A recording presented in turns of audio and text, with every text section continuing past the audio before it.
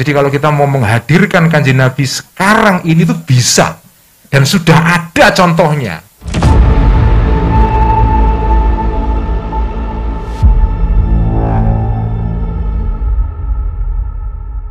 Nah, saya memandang Gusmus itu sebagai orang yang kira-kira kalau jenengan kepengin contoh Nabi itu secara visual itu ya. Kanjeng Nabi itu mau kita lihat secara visual. Itu bayangan saya itu Kanjeng Nabi itu ya kira-kira kayak Gusmus itu. Jadi cuma ya Kanjeng Nabi itu mungkin ya 1000 kali lebih daripada Gusmus atau di atas itu ya. Tapi ada itu unsur kenabian di dalam perilaku para ulama-ulama seperti yang kita lihat di pesantren-pesantren itu. Salah satunya adalah Gusmus ini. Nah, kenapa saya menganggap orang seperti Gusmus ini itu saya anggap sebagai perwujudan manifestasi ya, pengejawantahan secara visual dari sosok Kanjeng Nabi. Pertama, sosok-sosok yang mewakili spirit kenabian itu. Itu kehadirannya orang itu membuat kita itu makin merasa sebagai manusia. Itu temanya Gusmus kalau pidato di mana-mana itu selalu soal manusia itu. Manusia yang ya manusia yang menjadi manusia itu. Nah, saya ingin menceritakan ya tindakan-tindakan sehari-hari Kiai Haji Mustafa Bisri yang saya anggap itu kira-kira kalau Kanjeng Nabi hadir sekarang ya, itu ya kira-kira kayak begitu tindakannya itu. Ini ada kejadian yang baru terjadi kira-kira seminggu yang lalu. Jadi Gusmus ya, nggak enak juga mertua saya panggil Gusmus ya Pak. Ya udah, karena sudah masyhur sebagai Gusmus, kita panggil Gusmus ya. Gusmus itu sekitar seminggu yang lalu itu datang ke Jogja untuk membesuk seorang seniman besar Jogja namanya Butet Kartarejasa yang sedang sakit sekarang ya. Nah, ketika Gusmus datang ke Mas Butet ini, itu tidak memberikan kabar apapun tentang kerawuhannya. Jadi, dan beliau melarang ini istri saya Mbak Inas dan kepada siapapun untuk tidak memberitahu siapapun tentang kehadiran Gusmus itu. Jadi beliau itu datang betul-betul inkognito, tidak diketahui sama sekali. Jadi begitu datang ke rumah Butet pagi-pagi ya, dari Rembang itu, beliau itu kan dari Rembang datang ke Jogja membesuk seorang seniman yang sedang sakit ya. Beliau datang bersama saudaranya pagi-pagi tanpa memberikan kabar sama sekali. Begitu sampai ke rumah Mas Butet karena Gusmus pakai masker ya, itu sempat ya Mas Butet nggak tahu ini siapa yang datang itu. Siapa ini? Mustafa Bisri. Mustafa siapa? Mustafa Bisri. Ya Allah Gusti Gus ini. Jadi dia kaget sekali kan karena tidak nyangka Gusmus akan datang ke rumah dia dan tidak kasih tahu sama sekali. Nah, Gusmus itu sering datang ke sowan atau silaturahmi datang ke orang-orang itu tanpa memberitahu. Jadi filosofi Gusmus itu kalau ziarah atau sowan kepada seseorang, dia itu bilang begini, kita ini kalau ziarah kepada orang jangan nelpon dia dulu. Kenapa? Karena kalau menelpon orang itu bisa repot. Apalagi yang datang sekelas beliau kan. Jadi nelpon itu menimbulkan kerepotan kepada orang itu. Selain juga menimbulkan kerepotan pada kita. Karena kalau kita sudah janji mau datang, itu kalau nggak datang kan nggak enak. Kita sendiri juga repot. Orang yang kita hadir repot juga itu. Jadi beliau tidak mau itu, kehadiran beliau itu diketahui. Jadi datang saja. Jadi beliau intinya itu semangatnya adalah jangan merepotkan orang dan jangan merepotkan diri sendiri. Karena merepotkan orang itu membuat orang itu kemanusiaannya itu walaupun seinci atau seberapa itu berkurang. Karena dia menjadi sibuk ini itu dan segala macam. Kadang-kadang orang itu bisa tidak tampil apa adanya karena kita telepon duluan. Ya kan, karena Gusmus mau datang, wah udah persiapan macam-macam. Akhirnya dia yang sesungguhnya itu sudah hilang. Jadi saya anggap ini ya, filosofi semacam ini bagi saya luar biasa. Jadi Gusmus tidak mau merepotkan orang. Jadi beliau mengatakan, kita kalau mau datang ya datang saja. Kalau orangnya datang, alhamdulillah. Kalau enggak ya pulang. Dan berkali-kali saya mendatangi beliau itu, datang kepada orang, orangnya enggak ada, ya kita balik. Kita balik. Ya beliau enggak kecewa. Beliau mengatakan minimal niat kita untuk silaturahmi sudah dicatat oleh para malaikat. Kita sudah dapat pahala. Adapun ketemu orang itu atau tidak, itu tidak masalah. Jadi beliau itu semangatnya begitu. Dan Gusmus itu ya, kalau kita hadir di samping beliau ya, berada di dekat beliau itu, kita merasa nyaman. Jadi ada orang-orang itu yang kalau kita bersanding di dekat dia, kita merasa nggak nyaman. Kita merasa kayak apa ya, terancam. Tapi kalau berada di sekitar Gusmus itu luar biasa. Kita merasakan kenyamanan yang luar biasa. Menikmati percakapan, cerita-cerita. Ini yang pernah menikmati apa ya, kedekatan dengan Gusmus karena mertamu, diceritai macam-macam. Ini salah satunya Prof. Pikus ini. Prof. Pikus, Mbah Nyut itu ya. Mas Lukman ini, wah selalu kalau ketemu dengan Gusmus itu menikmati sekali. Karena beliau itu adalah orang yang berceritanya luar biasa. Beliau ini storyteller, orang yang bisa bercerita dengan baik sekali. Jadi beliau menimbulkan kenyamanan kepada orang-orang yang ada di sampingnya itu. Nah, Kanjeng Nabi itu juga sama. Kanjeng Nabi itu orang yang membuat sahabat itu nyaman kalau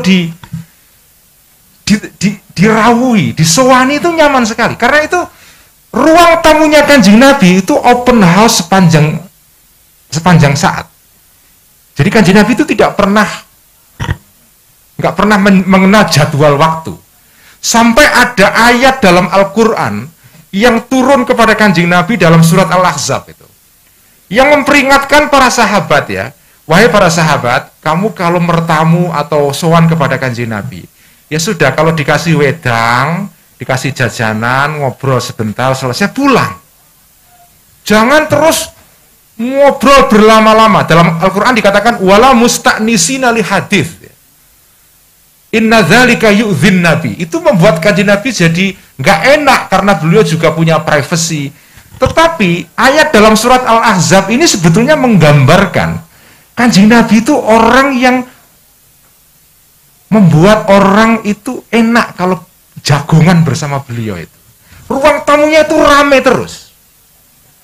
Saking ramenya itu sampai Quran turun wahyu untuk mengingatkan orang-orang supaya nggak cangkruan di ruang tamunya Kanjeng Nabi itu. Ini ada sahabat-sahabat yang udah dikasih kopi, ini malah rokok gitu ya.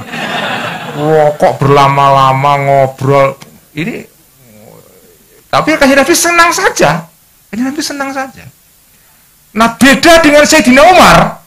Sayyidina Umar ini ada sebuah kisah yang menarik sekali. Suatu saat ada banyak sahabat berkumpul di ruang tamunya Kanjeng Nabi. Kebetulan yang kumpul itu ibu-ibu. Jadi yang sowan Kanjeng Nabi ini tidak hanya laki-laki, bapak-bapak ya, tapi juga fatayat dan muslimat ya. Aisyah itu sowan juga di Kanjeng Nabi itu. Suatu saat ada ibu-ibu berkumpul di ruang tamunya Kanjeng Nabi, terus Sayyidina Umar datang itu, tapi belum masuk ya, tapi dari dari kayak suara jejak kakinya itu, ini pasti Umar ini. Nah, sebelum Umar datang ini, para sahabat-sahabat perempuan ini ngobrol asik dengan Kanjeng Nabi ya, tanya ini itu segala macam ya. Begitu Sayyidina Umar itu mau masuk ke ruang tamunya Kanjeng Nabi, itu cap semua berhenti itu. Nabi kemudian tanya, kenapa? Ada Umar ya? Oh, langsung Kanjeng Nabi tahu itu ya. Ada Umar ya? Ada Umar ya. Karena beliau tahu Umar itu kalau datang ke suatu forum semua orang kayak ya wegah itu apa ya. Karena beliau karismatik sekali. Kan gini ya, ada orang yang karismanya itu membuat orang jadi takut bicara ya. Ada kiai-kiai itu yang kalau kita sowan itu kita mau ngendi, mau matur itu ya. Itu agak sungkan. Kalau Kanjeng Nabi enggak. Karisma Kanjeng Nabi itu saya menggambarkan kayak Gusmus begitu. Begitu kita datang ke beliau, itu kita matur apa saja itu bebas ya.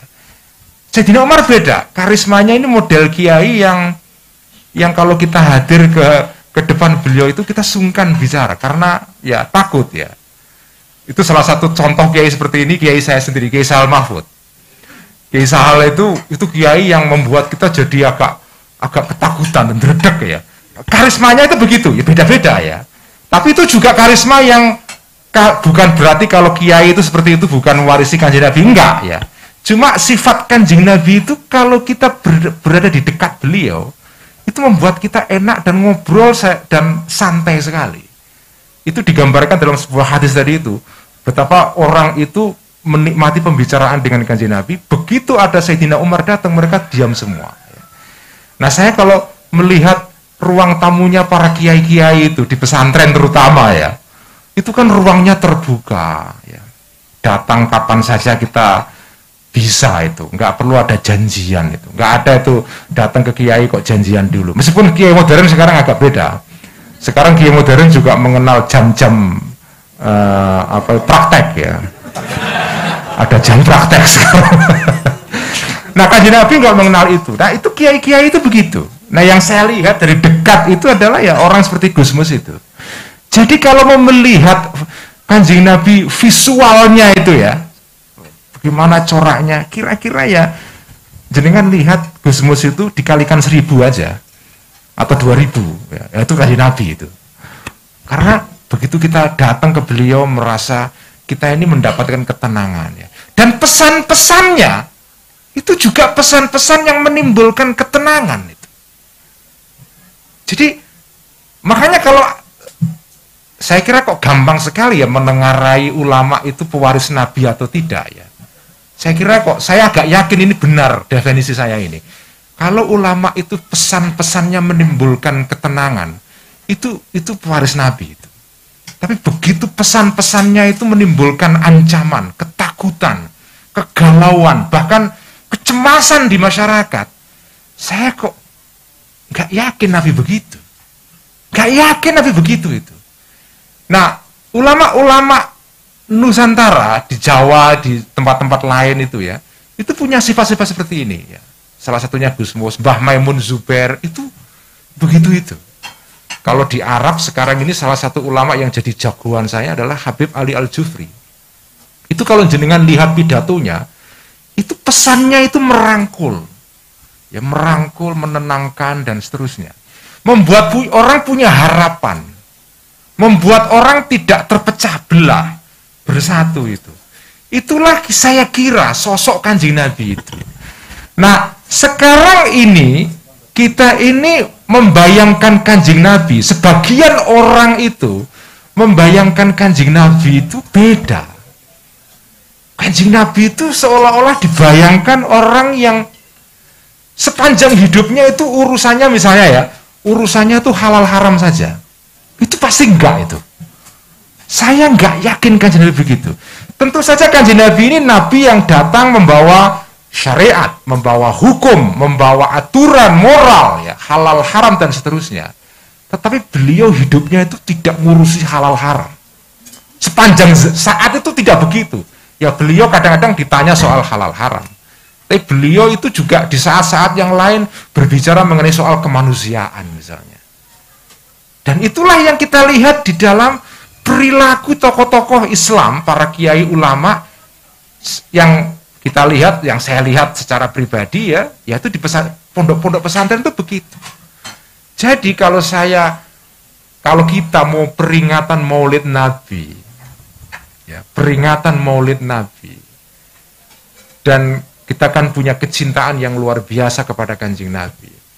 Itu kalau kita susah membayangkan Kanjeng Nabi itu, itu cara termudah memvisualisasikan Kanjeng Nabi, yaitu sudah.